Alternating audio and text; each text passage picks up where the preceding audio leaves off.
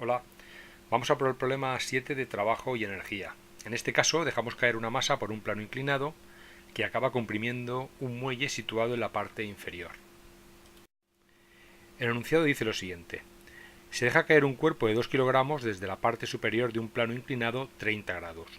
El cuerpo, tras recorrer 3 metros, impacta con un muelle de constante elástica 500 Newton partido metro.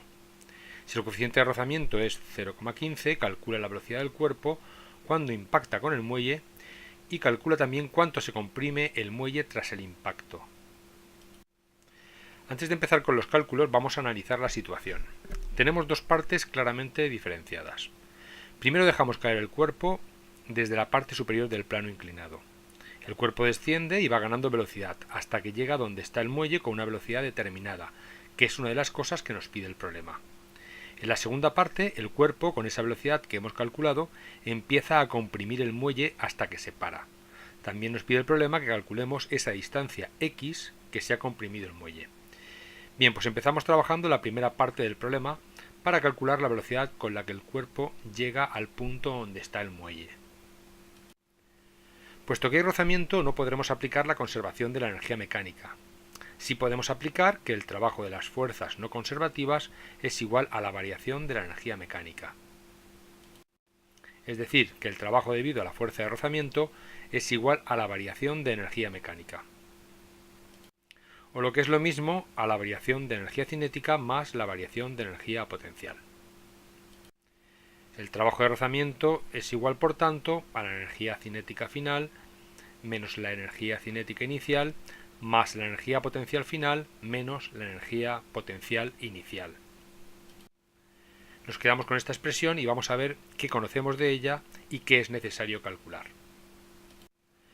El trabajo de rozamiento será igual a la fuerza de rozamiento por la distancia recorrida en el plano.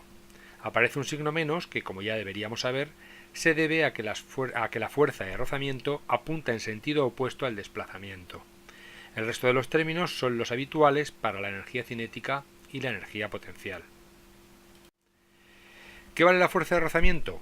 Podemos obtenerla de forma muy sencilla. Dibujamos todas las fuerzas que intervienen, descomponemos el peso y sabemos del tema 2 dedicado a la dinámica y de problemas anteriores de este mismo tema 3 que la fuerza de rozamiento es el coeficiente de rozamiento por la normal.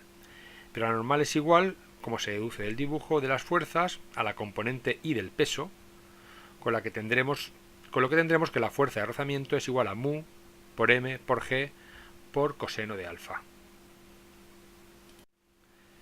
Ya tenemos la expresión para la fuerza de rozamiento, pero para poder resolver la expresión que tenemos en pantalla nos hace falta saber la altura inicial a la que está el objeto. Fijaros que el resto de parámetros son conocidos. Bueno, todos menos la velocidad final, que es lo que nos pide esta parte del problema. Pues vamos a calcular la altura inicial. Para ello echamos mano de nuestra amiga la trigonometría.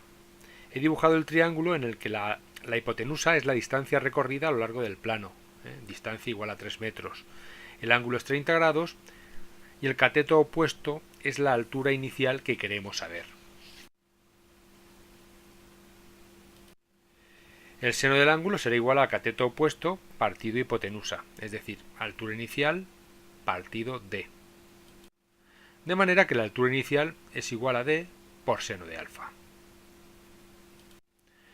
Bueno, pues ya casi estamos preparados para calcular la velocidad final. Antes de ello, vamos a simplificar nuestra expresión. El término que contiene la altura final desaparece, porque esa altura es cero, ya que hemos tomado ahí el origen de la energía potencial para esta primera parte del problema. También desaparece el término que contiene la velocidad inicial, ya que dejamos caer el objeto desde el reposo. Bueno, pues con todo esto, la expresión que hemos deducido para la fuerza de rozamiento y los términos que hemos quitado, se nos queda la expresión que tenéis en pantalla. Podemos incluso eliminar la masa m, ya que está en todos los términos de la ecuación. Y ahora, partiendo de esta expresión, vamos a despejar la velocidad final, que es lo que queremos saber. Pasamos g por altura inicial al otro lado sumando. Multiplicamos todo por 2 para dejar la velocidad final sola. y calculamos la raíz cuadrada a ambos lados. Se nos queda la expresión que buscamos para la velocidad del objeto cuando llega justo donde está el muelle. Pues partiendo de esta expresión solo tenemos que sustituir cada parámetro por su valor. G vale 9,8, D vale 3, alfa vale 30, mu vale 0,15 y ya lo tenemos todo. Operamos y la velocidad final que obtenemos es de 4,66 metros partido segundo. Esa será la velocidad con la que el objeto llegue a la posición del muelle. Recuadramos la solución y vamos a ver ahora, en la segunda parte, cuánto se comprime el muelle. Recordemos la situación. Hemos dejado caer un objeto por un plano inclinado. El objeto se ha ido acelerando y ha llegado con una velocidad que sabemos a la posición en la que se encuentra el muelle. Ahora el objeto empezará a comprimir el muelle hasta pararse, habiendo recorrido en este proceso una distancia x que queremos saber. Pues vamos a ello. Aplicamos nuevamente que el trabajo de rozamiento es igual a la variación de energía mecánica. O lo que es lo mismo, el trabajo de la fuerza de rozamiento es igual a la variación de energía mecánica. Pero ahora fijaros que la energía mecánica tiene tres términos: la energía cinética, la energía potencial gravitatoria, la que tiene que ver con la altura a la que se encuentra un cuerpo, y además estará la energía potencial elástica, porque vamos a comprimir un muelle. Y un muelle, cuando se comprime, tiene asociada una energía potencial que llamamos elástica. Desarrollando nuestra expresión tendremos ahora la fórmula que aparece en pantalla, donde destaca la expresión para la energía potencial elástica. Recordemos que la energía potencial elástica de un muelle comprimido una distancia x es igual a 1/2 de k, la constante del muelle, por la distancia x elevada al cuadrado.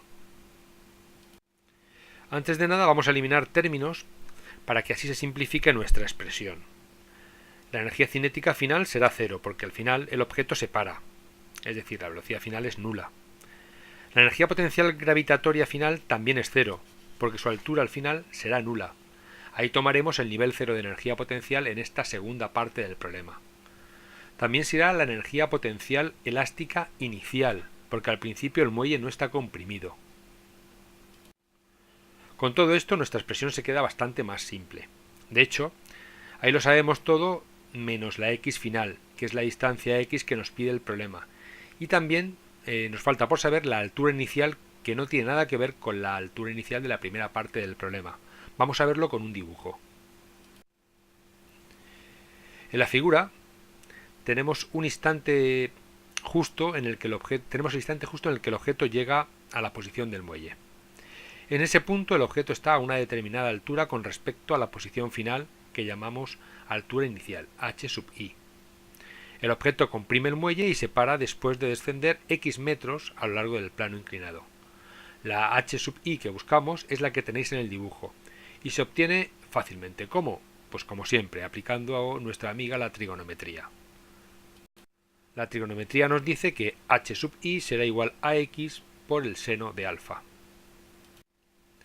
Bueno, pues nos quedamos con esta expresión y vamos a calcular la x. Empezamos poniendo lo que vale la fuerza de rozamiento, que lo sabemos de la primera parte del problema. Fijaros que nuestra incógnita x aparece elevada al cuadrado en el último término de la derecha y elevada a 1 en el penúltimo término, y también en el término de la izquierda. Eso significa que tendremos que plantear la solución de nuestra ecuación como una ecuación de segundo grado.